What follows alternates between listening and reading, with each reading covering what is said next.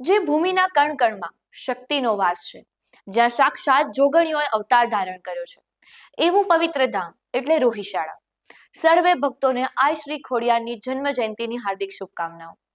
ભાવનગરના બોટાદમાં આવેલું આ એ જ રોહિશાળા છે, જ્યાં મામડિયા ચારણ અને મા દેવળબાના આંગણે ભગવાન શિવની કૃપાથી 7 બહેનો અને 1 ભાઈ એટલે આવડ, જોગડ, તોગડ, બીજબાઈ, હોલબાઈ, સાંસાઈ, જાનબાઈ અને ભાઈ મેરખિયાનું પ્રાગટ્ય થયું.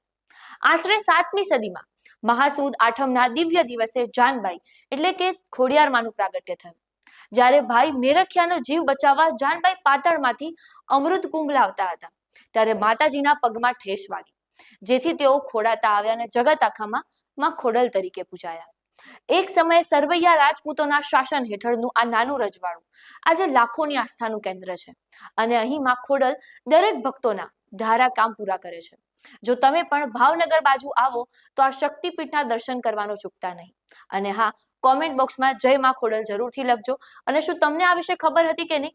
એકવાર જરૂરથી જણાવજો અને આવી જ અપડેટ માટે લલકાર ન્યૂઝને લાઇક, શેર અને ફોલો જરૂરથી કરજો.